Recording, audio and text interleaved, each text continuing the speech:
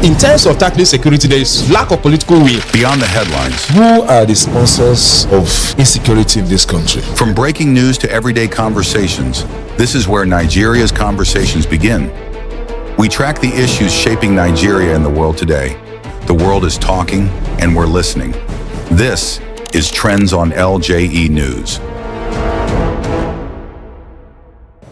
Hello and welcome to another edition of Trends on LJE News, where we bring you the latest and developing stories in Nigeria and of course across the globe. My name is Omotola Adeleke. Of course, I will not be doing this alone. I have my guest in the studio, Barrister Meme. You're welcome to the studio. It's my pleasure. Thank you very much.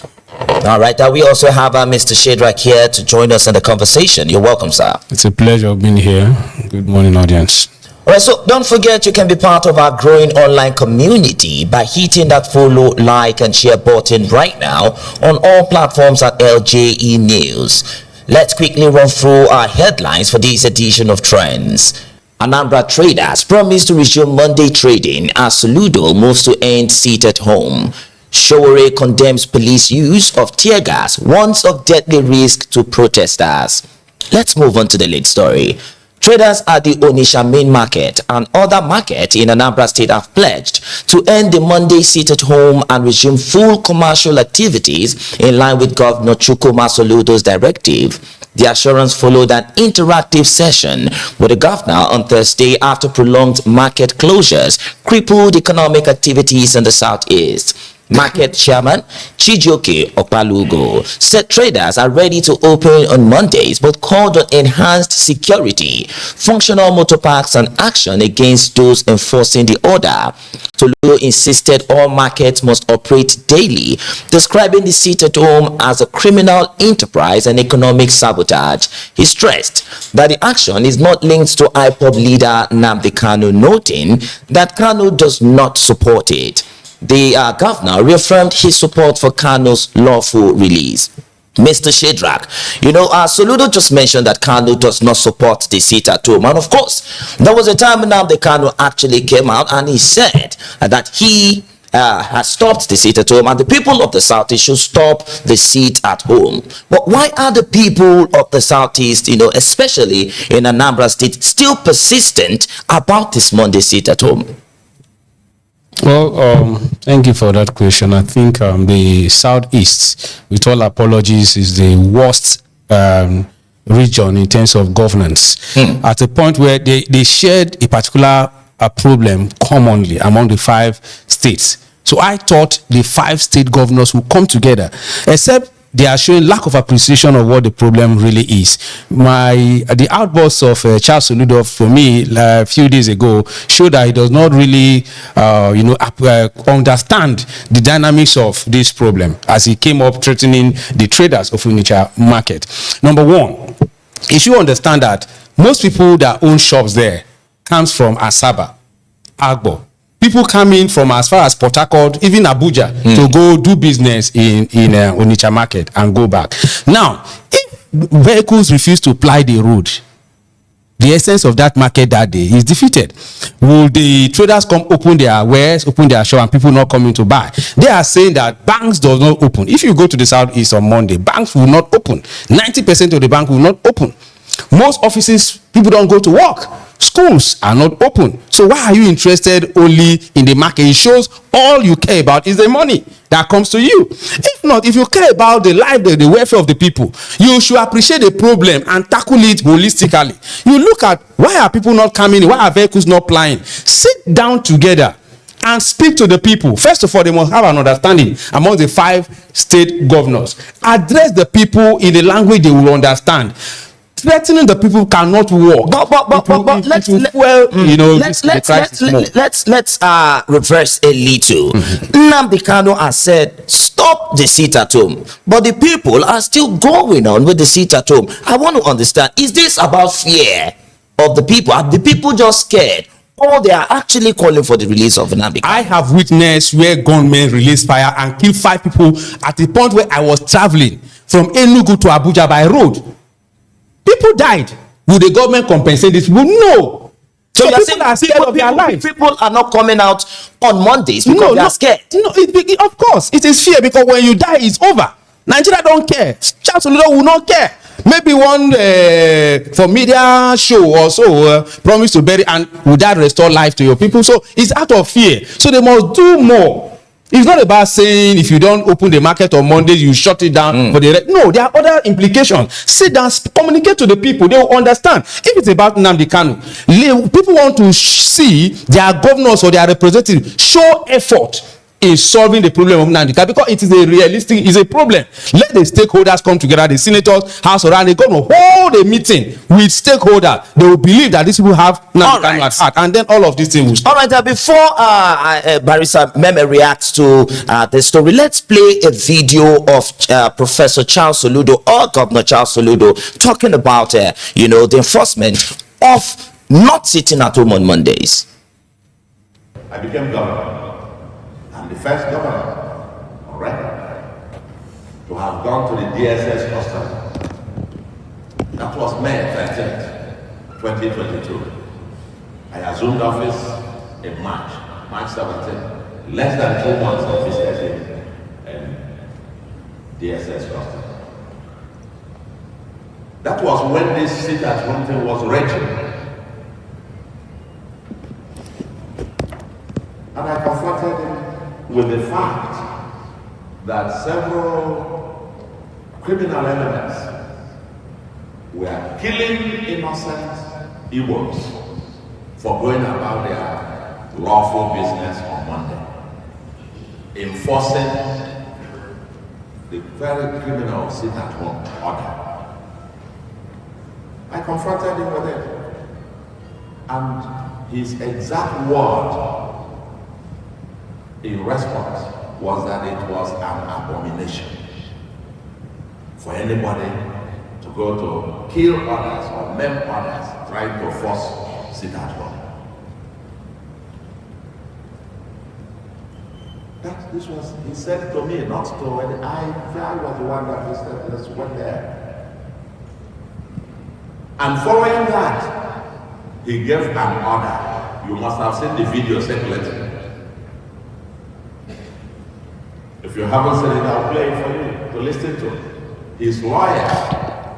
All right, Barrister Meme, you've heard from the Governor Soludo himself. He said he visited Nnamdi Kanu, and Nnamdi Kanu said the sit at home should stop. I'm still going to put same question to you. The same thing I asked Barrister Shadrach. Do you think this is about fear for the people now, or they are just persistent about this release of Nnamdi Kanu? Well, I think initially what led to the sit-at-home solidarity was to draw the attention of the international community and draw the attention of the Nigerian government over the plight to release Nnamdi Kanu from the onset. But unfortunately, that call has failed over the years. Now, what do you do right now that there is a court judgment against Nnamdi Kanu? Irrespective of the fact that whether you like the court judgment or you don't like the court judgment, a court judgment is a court judgment. A court judgment by a federal high court can only be vacated by another court judgment of a court of appeal. Now, what we are looking at the economic implication, just like Mr. Shadrach rightly put it, that beyond the markets, that even the government offices are not open on Mondays. Okay, I know that Professor Charles Soludo, the governor of Anambra State, he must have instructed them to resume. But most importantly, there is a matter that I'm handling in Anambra, and we're supposed to go from Asaba to Onitsha, to carry out arrest. And the police in Asaba were scared to go to Anambra to effect arrest because that area is very, very volatile. You can't really be able to carry out certain things, particularly when it comes to the issue of law enforcement agencies carrying out their functions. So the people you need to boost the confidence of the people that, look, if you open your market, you will be safe in your place of doing business. That is one thing that is very, very powerful. So it's about fear. It's about fear. In fact, we know many of our people who are in the southeast, and beyond opening the market, there is no movement. In certain areas in the southeast, not just in Anambra State, you can't even drive your vehicles through on Monday. If you try it, you'll be shot or you'll be attacked by the unknown gunmen, but which we know that these unknown gunmen are promoted by the IPOB without fear of any contradiction. So it is very clear, but the message must be passed. And the most important thing is that the government must be able to bring up proper security architecture to protect the people. It's not enough to tell them that they should open. People are willing. How long did he just close this market and they are willing to agree with it? So we're going to open the market, but provide us with security. Are there enough security to protect these people when they come up to open their shops on Monday? Because I can tell you that they are going to also meet reprisal attacks on them on the Mondays, because these guys that are bent on implementing this sit at home, they are all over. They are all hidden in different communities in different parts of the Southeast. So the government must put adequate security in place, boost the confidence of the people, boost the confidence of the corporate entities in the Southeast, particularly in Anambra State in this case, so that they can protect them and are giving an assurance that nothing will happen to them. All right, but Mr. Shida, before we go on to the next story, Barrister Meme said he's sure that the people promoting the enforcement of sit at home are the IPOB people. Do you think that's correct? Of course, when they say when a witch cry at night and baby dies in the morning, you don't need a soothsayer to tell you who kills the baby. So we know it all started as a sympathy to Nnamdi Kanu. So it is right for anybody to assume that it's being promoted by the IPOB. Is it not going to make the case of Nnamdi Kanu even worse? It will not be worse. Like it or not, it is there. IPOB is IPOB. Whether we criminalize it or not, the people there believe in Nnamdi Kanu. They are ready to lay their lives for him. And that's why we are promoting solution. And what is the solution? Thank God Professor Charles Oludo is called Governor Solution. One of the solutions is simple. Have a stakeholder meeting with stakeholders, sit with community leaders and assure them you guys have a plan to work for political solution for the Nnamdi Kanu case. And I can tell you, anywhere those criminal elements are found in every family, they will fish them out. It is right. After such a meeting, you go after the people, use security intelligence, fish out the people. By the time you arrest people in a couple of places and mobilize more security, the whole thing will calm down. All right, let's move on to the next story. Human rights activist Omoyele Sowore has condemned the Nigerian police force over its use of tear gas or kinetic impact and projectiles during protest, warning that the methods pose serious threat to life. In a Facebook statement on Thursday, Sowore said so-called less lethal crowd control weapons are not harmless, citing medical research linking tear gas to respiratory distress, eye injuries and death, especially in confined spaces.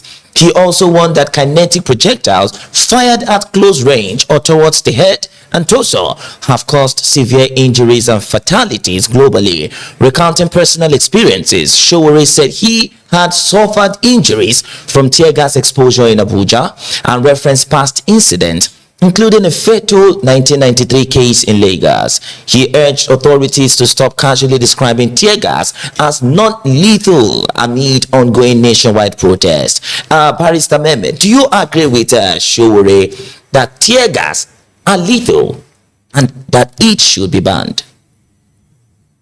Well, I agree with Sowore to an extent. I do not think entirely tear gas should be banned. All over the world, tear gas are used to disperse depending on the gravity of the protest. Of course, there are genuine protests and there are also ingenuine protests. We must agree and we must also understand that Sowore has always been at the forefront in leading protests and fighting for the cause of the common man. And sometimes many people grumble in their various corners, wishing the country was better. But when it comes to coming up properly to vent and confront the authority, many Nigerians don't have that energy to do that. But Sowore over the years has been part of that movement. But talking about what he did here, what he said was he warned against the use of tear gas in dispersing protesters. That has been the culture of this government.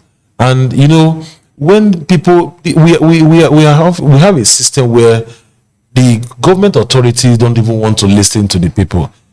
In a sane society, when you see people protesting, you gather them together, you listen to their plight, then you take the message back home and implement these messages for the interest of the. But in Nigeria, protest has been done, and leaders don't even address these people. They don't address this issue. When you protest, what you get is reprisal attack by the security agencies, because of course, in the security agencies you have a lot of them who are loyalists to the government, and even as a private individual you can just give police money to arrest somebody that you naturally have Political private business with, not to talk of somebody who is holding political power. Okay. They can easily release some money and they will go there and dance naked and they even kill innocent Nigerians. I think that is what the message Sowore is trying to pass. All right. Of course, I align with Sowore. What he said is quite apt and very, very well. Okay, so do you align with Sowore, Mr. Shedrack? Of course, from Abuja to Makoko in Lagos to Nicha in Anambra State, the story is the same.